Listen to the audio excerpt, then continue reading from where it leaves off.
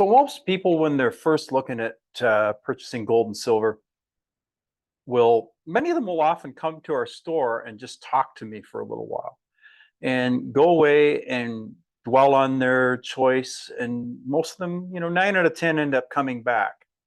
And I think the problem is the challenge people have is that they don't have the support out there. And I think I've talked about this before.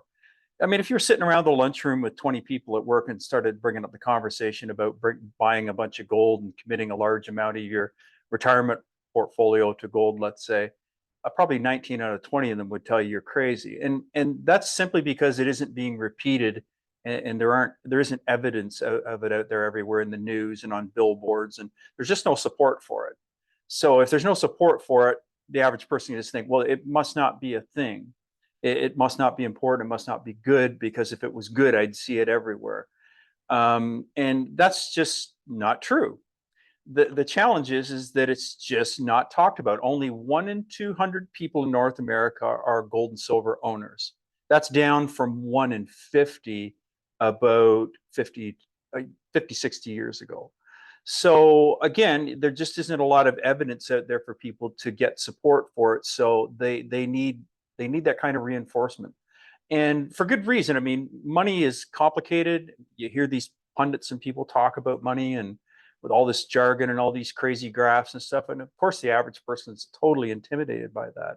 But in the world of gold and silver, although they comport to all those numbers, and there's plenty of graphs for gold and silver too in their place in the market, most people just aren't prepared for that, to try to understand it, especially when they may be making somewhat of a relatively quick decision to move out of the market that they're in, or out of the asset they're in, into precious metals. We don't have time for a PhD thesis on finance. So people need simple things to reinforce why this is a good reason.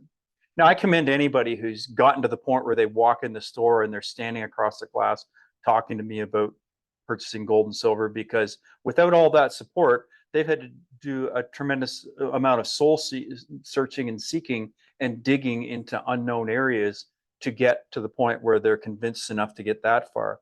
But I find a lot of people just need that little extra push, that little extra reasoning to go ahead. And so they're kind of looking to us as the last arbiter of that. Now, of course, we can't give financial advice.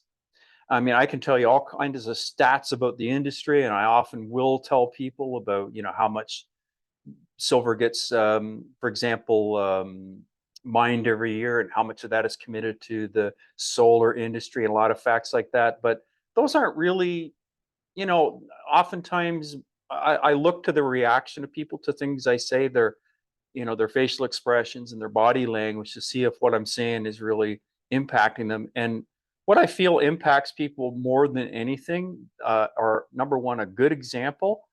And I'll save the second one for later. There's one thing that I've told a few people that really see their eyebrows go up.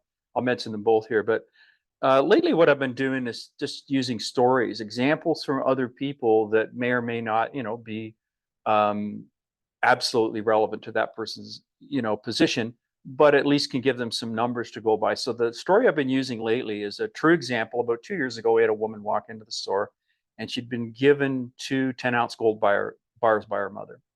And she had the original paperwork, asked if I wanted to see it. I said, sure, I'd love to see the paperwork. And it was the late 90s, I think, in 98, 99, when the purchase was made.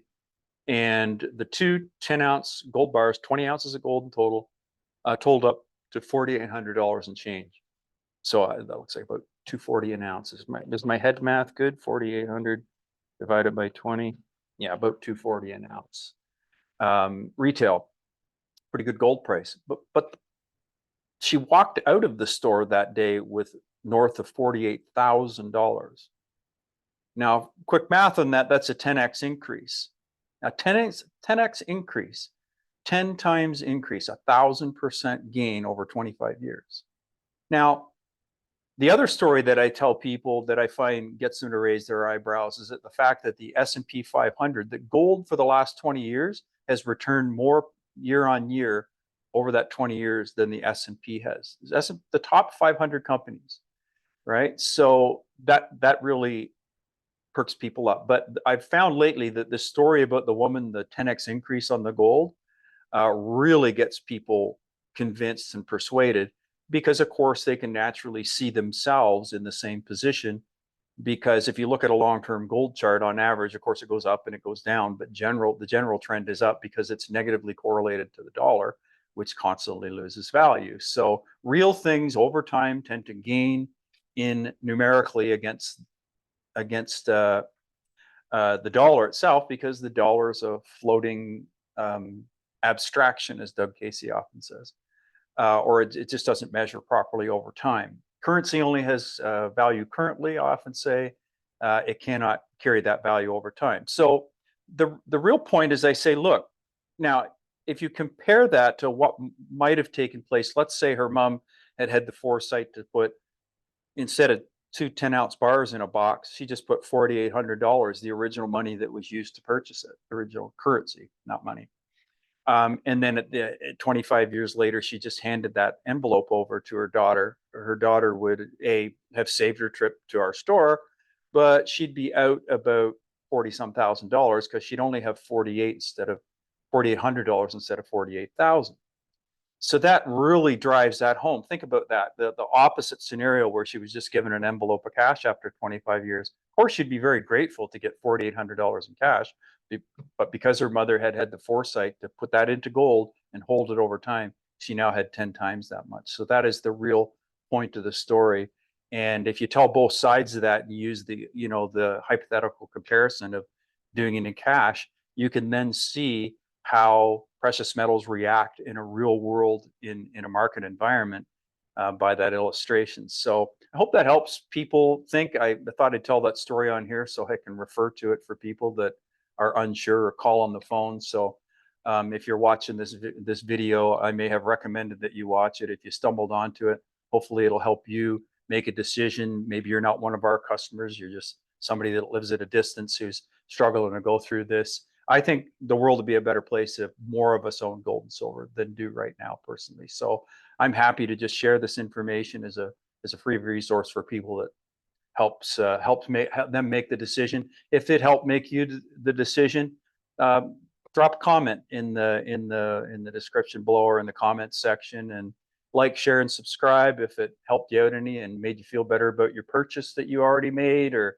it's helping you move forward. And for those that are our customers, hope it helps you make the move to move forward too. Thanks for listening. Have a great day.